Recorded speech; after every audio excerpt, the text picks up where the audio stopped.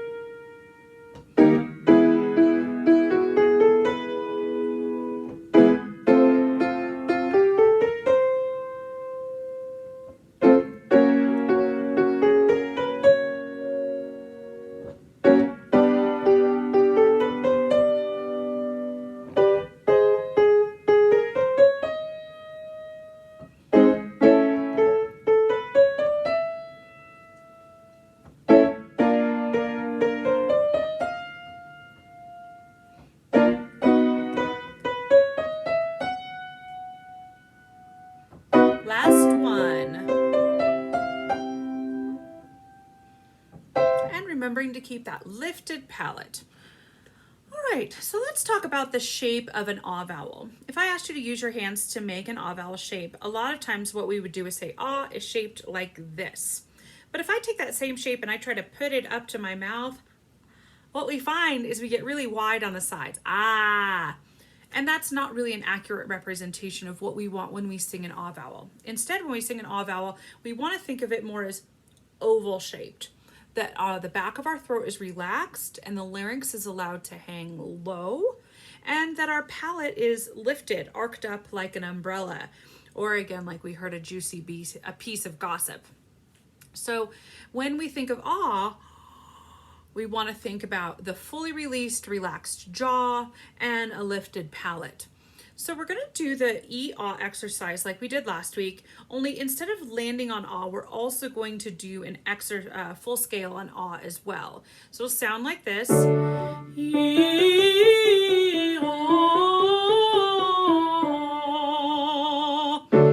want you to make sure that you're doing either into a mirror or through a computer screen where you can hold yourself accountable for the shape of your mouth when you sing an ah.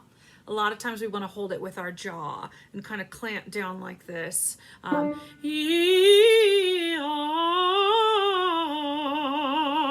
You will hear that the sound is not quite as beautiful and it's not as free.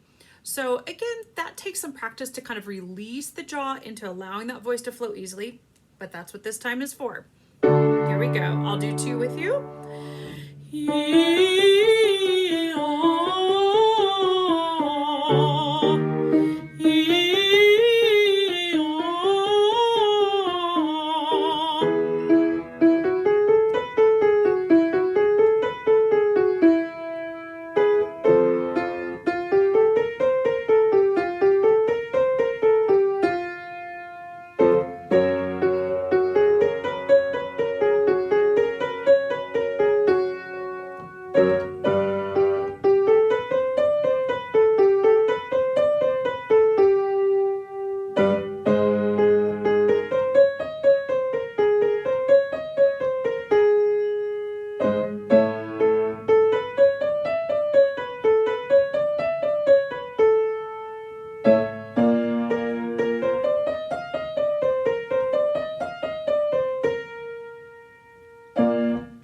Good. Another thing to think about is the shape of our E vowel.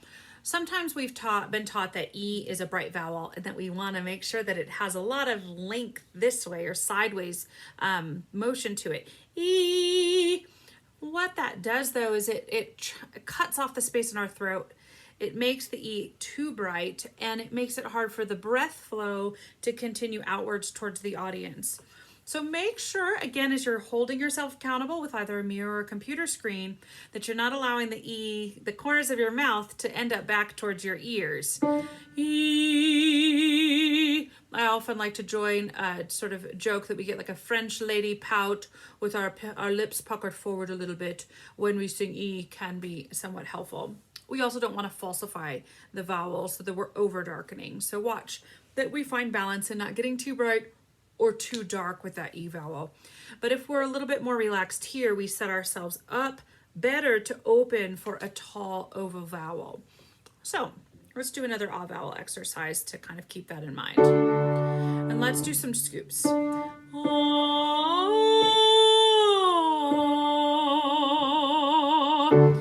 the thing to watch is that you don't collapse on the way down.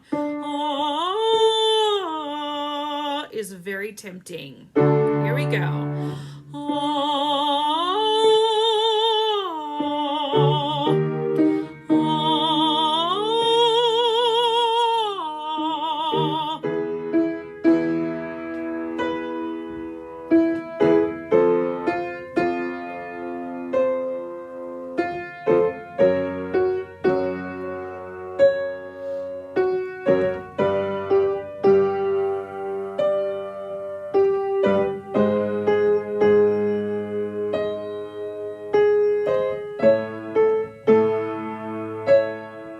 Nice and tall.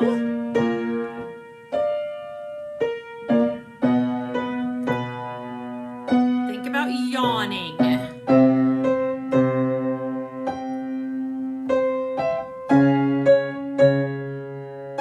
Two more for our sopranos.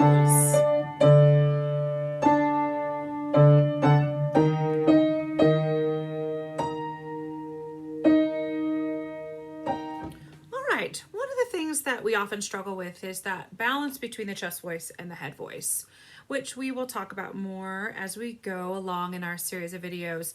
But today I want us to just concentrate on loosening up that head voice. So we're going to do our oo vowel exercise, 5 notes up, 5 notes down, 2 times in a row, really concentrating on just being in head voice. Keep it light. When we use head voice, however, we want to make sure that we're not off the body. So is not helpful. And you can feel it actually doesn't sound great and it's harder to sing that way. Instead, allowing that sort of owl sound that we talked about last week, that hoo connects low to our body and gives us more space to create height on the top. So we'll start here, oo 2 times in a row. Here we go.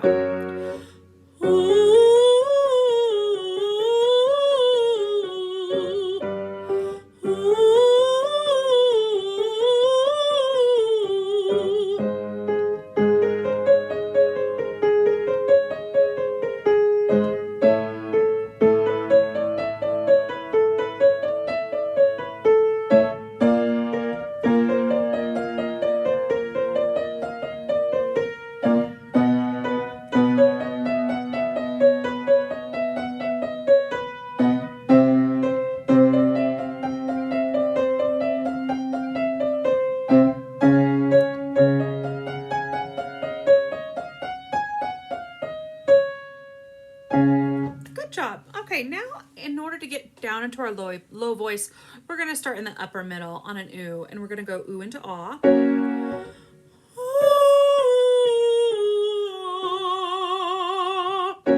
One of the things we want to think about is, instead of thinking about the voice starting here, we want the breath to start low in our body from the source and to move through the throat, picking up sound and then carrying the sound out to the audience. So be careful that we're not ooh, ah. You can hear it's pinched and not free flowing. So instead,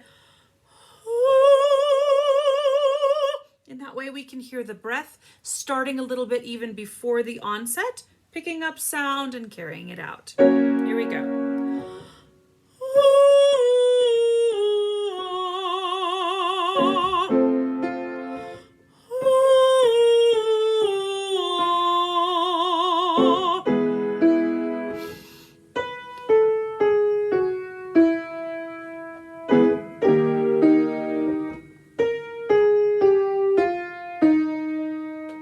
Good. Make sure you're releasing your jaw down towards the bottom part of your sound.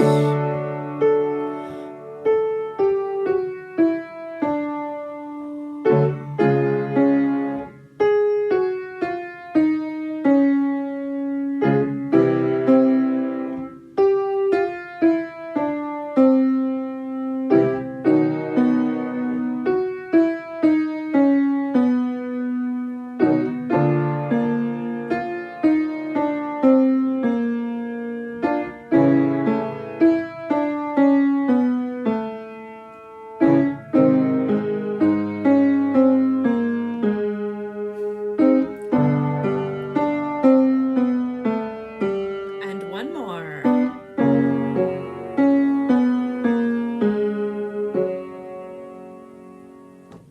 And then finally, we'll do one solfege exercise to kind of keep the syllables conversant in our mouth and to be thinking about interval spacing. So this is an exercise of thirds, and we'll just keep it simple. We're going to do do, mi, re, fa, mi, so, or 1, 3, 2, 4, 3, 5. Do, mi, re, fa, mi, so. Do, mi, re, fa, mi, so.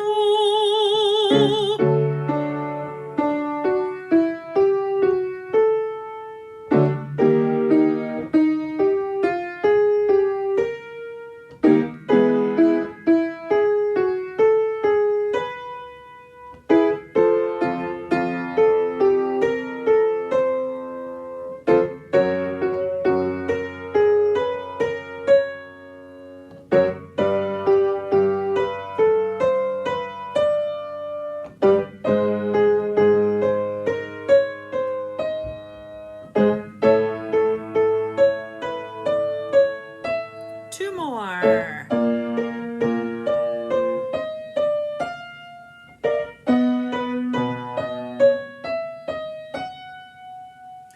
Great job. And just like last week, remember that solfege syllables are not nonsense. They have shape to them and they have vowel in the middle of them. And so we want to make sure that when we're sustaining the sound on each individual syllable, that we are sustaining the correct vowel. So we'll make sure we're not getting too close or singing into a diphthong, but rather holding a pure ah, I, o, or u, depending on the solfege syllable, of course. So this exercise is meant to be done every day, that you could use this all week long. So you might consider adding it to your routine. Maybe you'll warm up on your drive home or your drive into school. Maybe while you're headed into work, or in a part of your routine that just allows you the freedom to sing while you're either being still or doing something else that doesn't require a lot of physical activity from you. So good luck, and I look forward to hearing about your improvement.